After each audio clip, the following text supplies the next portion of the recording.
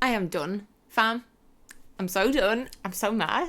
I'm so mad. How are you, my internet family? We are having another bed chat today. I'm pissed off. I want to talk. Instagram fitness. Where do I even start? Where? There are so many lies and myths on Instagram about fitness. I am almost 29 years old and this stuff affects me pretty badly. I have opened up before about struggling with body dysmorphia on my channel in my book, and a lot of you are as young as like 13, 14, 15, and you're growing up in a world where this stuff is presented as the norm. These fitness models and influencers, or whatever you call them, celebrities and stuff, making it look real damn easy, and also perpetuating lies, spreading misinformation that I think is so damaging. I just want to run through a few things that really piss me off. I've been on a journey with weightlifting for the past year, and I feel like I have a very realistic approach to it and to diet and stuff, and I do share that from time to time. What I don't often talk about is how seeing all these images and captions and stuff affects me and makes me feel like I'm not good enough, I'm not doing enough, or that I'm doing something wrong. Because what drew me into weightlifting was the fact that you're just competing with yourself. You're not competing with anyone else. You're just basically trying to get stronger and challenge your body. And I really liked that. And I'm seeing so many people who really, really, really want to get fit, want to get healthy. They want to feel all those amazing benefits that it gives you. But then people are giving them really shit advice, or lying about what they do. I've met some people who, let's just say, they don't live the way that they present online. Getting your mind in shape is hard enough, but getting your body in shape and getting it healthy, so much goes into it. It requires an entire mindset and attitude change. The first myth, a lot of people will post things about how it is easy and really quick and stuff to make changes, and they're not sharing the full story there. Like, they might have had a bit of an improvement in their results or whatever over like a 4-week period, right? And then they'll come on Instagram and they'll say something like that when they're leaving out the fact that they have had 8 years before that where they're like trying and failing at different things. They're learning what works for them and works for their body, and then they're kind of packaging it up to be like, make people feel bad, like, oh, it's easy, it's quick, like, just do it. Another massive lie, and this is something I used to buy into all the time, is that you have to do loads and loads and loads of cardio to lose fat, to be fit and to be healthy. That you have to go on all these jogs and stuff like that. I just don't like jogging or running. I'll do it the odd time, like very rarely, but I did used to love it, and it worked for me then for a while, and I was doing 10k races and for charity. I woke up one day and I was like, I hate this. I'm just a sweaty, disgusting mess, and it's boring, and yeah, I went off it completely. But yeah, there's this myth that if you just do X amount of running per day, or do your 8-minute ab workout routine a couple of times a week, or you do the month-long squat challenge, that you'll have like this big juicy licious booty and then you never have to squat again. Like, it's just this mentality of the quick fix, and that it's for a certain time period. Like, a lot of people will do a program until their holidays, and then they'll have no intention or plan to continue, when it just does not and should not work like that. I don't know, the most valuable thing for me ever was changing my mindset so that I saw it as something I have to do literally for the rest of my life. And if I don't go to the gym for 1 week or 2 weeks or whatever, I just go again when, like, I always make a point of just going back to it. And also, your body does not change with easy exercise. Like, I saw more results from just going to the gym a couple times a week and doing some weights than I saw from like running 4 days a week years ago. Like, between June 2017 and June 2018, I think I lost a stone, and I also put on a bunch of muscle. A year of consistent effort. And like, going to the gym is like, you're packing your stuff, you go there for like 45 minutes, an hour, then you have to get back to your house, you have to shower and get ready, and like, it's not easy. It's not easy and quick. Workouts can be fun, doesn't have to be miserable and horrible. Another lie I keep seeing is about women, that they shouldn't lift heavy weights, and like, even in the gyms they'll have like these little colourful pink weights and yellow weights for like girls to use. I know girls are naturally not as strong as men, we don't produce as much testosterone, but it is so beneficial for us, for our ligaments and bones and muscle, to have muscle on your body. It naturally boosts your metabolism. It naturally enables you to eat more food.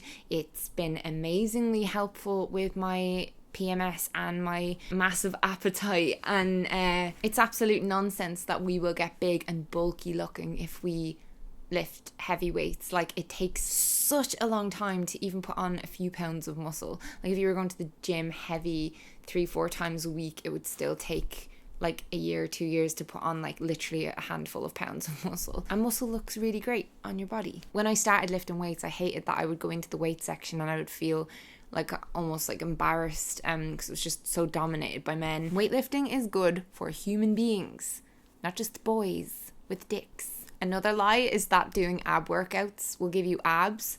Not true at all. That whole abs are made in the kitchen thing really is true. But I do have friends who like eat really well, go to the gym all the time, also do loads of cardio, and like they've still never seen their abs. There is so much smoke and mirrors too, like angles, lighting, filters, water weight, doing things to like shred loads of water weight before like taking a photo to put it on Instagram, flexing and, you know, sucking in and I don't think I'll ever get rid of my tummy though, because I quite like my tummy now. I'm focusing on packing on as much muscle as I can, but it takes a long time. There's almost this thinking that we will go to the gym a few times and that we will then see differences, see changes. It can take months to see any difference in the mirror.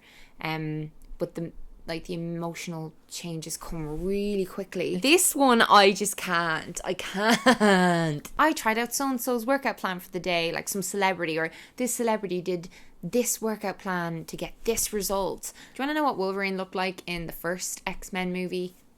Years later, when it became the standard that you had to be ripped and shredded to fuck, he ended up looking like this. And a lot of movie stars will get into this kind of shape within a few months. Not possible without steroids. Literally not humanly possible. Don't be drawn in by that clickbait. There is no one supplement that is a magic pill. There are a limited amount of supplements that have been proven to help, and things like BCAAs, creatine, you know, there's a handful of things that can help, but there's no one thing you take, like the shit that you see on Dr. Oz or whatever, like take raspberry ketones to be skinny, or green coffee bean extract, or whatever. No, bullshit. Carbs make you fat. Biggest lie I've ever heard. No, they don't. Too much food and processed food, not good for you.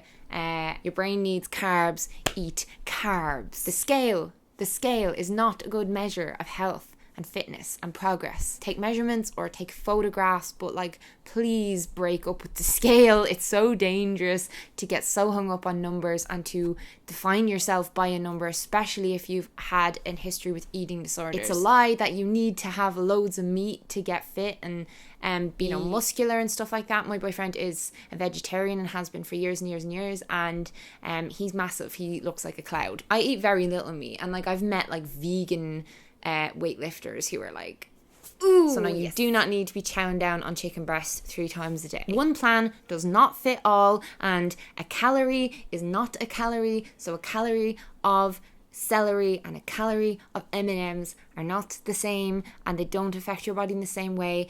All foods have a different hormonal effect on your body, and your hormones play a huge role in fat distribution and how everything is built and how everything's happening in your body. It's really, really complex. So yeah, I don't understand why so many people throw healthy eating under the bus. It's not about just eating healthy for how you look and stuff like that. It's everything. Don't believe that everything you see is real, please. Appreciate it for how it looks in that moment, in that picture. That's fine. But we can't measure our own progress and self-worth based on these images. We just can't. It's insane. And finally, one thing I see over and over on Instagram about like that you have to be kind of clean, you have to eat clean, you have to be 100% perfect all the time. Absolutely not. Like, I am so behind eating well. for how you feel, and like especially with my IBS stuff, because I've noticed how much that flares up when I go down the bad direction of having one too many junky food type things, or things that just don't agree with my body and my system and stuff. But I still feel like there has to be wiggle room in there. It is not a case of doing a handful of things and that you will get X person's results. There's so much work that has to be done on part of everyone, because we're not taught this stuff in school. We need to go through this whole learning curve. We need to fail and fall down and stumble several times before we figure out what actually works for us. And I just love when fitness models and instructors show the reality. Like, they'll post a picture and they'll be like, yeah, went and did a workout, I had this bowl of porridge. But then, you know, they'll show a video of when they clench their abs and when they let go, and you see that they're not walking around constantly looking like a god, you know, even though they do really, really look after themselves. A lot of people on Instagram, it's their entire job to look amazing. So like, when there's a financial incentive, I think it's a lot more likely that you'll do anything that it takes to maintain that physique. So it's not something that we all need to strive for. We just need to kind of find a nice healthy balance where we feel good in ourselves, we're healthy, and we're constantly challenging ourselves to be better, but we can't compare ourselves. With Instagram and stuff like that, I think it's important to share for the sake of sharing. So share something, and if people like that, makes them smile, great. If it's not helpful or they don't like it or whatever. But we can't drop all of our fitness goals just because, you know, Christmas rolled around and we're comparing our progress to all of the people on our feeds. It's if you're under 18 and growing up with Instagram and things like that, I do feel bad for you, and I'm trying to spread more body positivity on there, on my Instagram stories as well. I want to promote health, I want to promote good well-being and promote looking after yourself, but I also want to be real as I can, and any advice from you guys on how us YouTubers and content creators and influencers and stuff can best do that would be so appreciated in the comments. Do thumbs up this video if you enjoyed it. I need to go because I'm so mad. Thanks for watching. I don't even know what this video is.